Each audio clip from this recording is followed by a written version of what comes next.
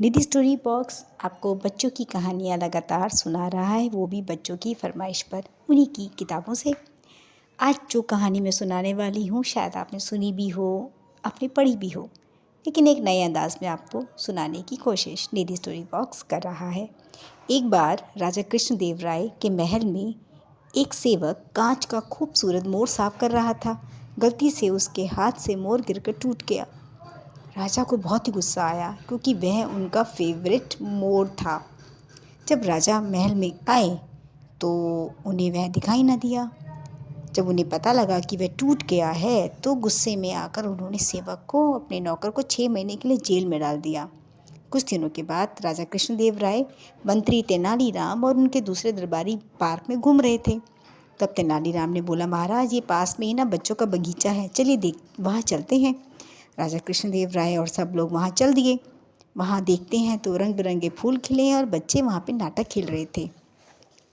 उन्हीं में से एक बच्चा राजा बना हुआ था और उसके सामने 2 सिपाही और एक अपराधी को पकड़कर खड़े हुए थे।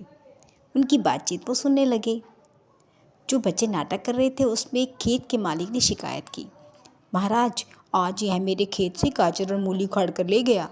सुनकर जो बच्चा राजा बना था उसने चोरी करने वाले से पूछा तो उसने कहा, हाँ मैंने इसके खेत से गाजर मूली उखाड़ी है। यह सुनकर चोर ने अपनी गलती मान ली। तो राजा ने कहा, ठीक है तुम्हें माफ़ी दी जाती है, पर ध्यान रखना दोबारा गलती ना हो। फिर उन्होंने खेत के मालिक से कहा, तुम्हारे नुकसान की भरपाई शाही खजाने से की जाएगी, पर पहली गलती पर हम इसे सज़ा नहीं दे सकते। नाटक देखने के बाद मंत्री बोला है, महाराज जी यह बच्चा तो बहुत ही शरारती है, इसे सज़ा तो मिलनी ही चाहिए। तेनालीराम बोले, हाँ महाराज मेरे विचार से सज़ा दे ही दो, इसे आप दरबार में बुलाइए महाराज और नाटक फिर से दिखाने को कहिए। नाटक देखकर राजा कृष्णदेव राय तो सोच में पड़ गए। तेनालीराम तो बड़ा चतुर निकला। अब अगले दिन जब महाराज अपने दरबार में बैठे तब उन्होंने कहा, तेनालीराम तुम ठीक ही कह रहे हो, मैं समझ गया। न्याय करते समय राजा का मन बच्चे के जैसा निर्मल होना बहुत ज़रूरी है। अगले दिन उन्होंने अपने नौकर को, अपने सेवक को रिहा करवा दिया जिसने उनका फेवरेट कांच का मोर तोड़ दिया था। ऐसी कहानियाँ आपको सुननी हैं तो आप मेरी स्टोरी बॉक्स को सब्सक्राइब कीजिए, अपने बच्चों को सुनाइए।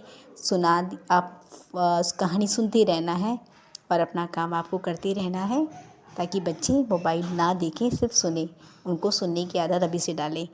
और कहानी पसंद आ रही है तो लाइक कीजिए, कमेंट्स कीजिए, सब्सक्राइब कीजिए। इससे भी ज़रूरी है अपना ख्याल रखना बिल्कुल भी ना भूलें।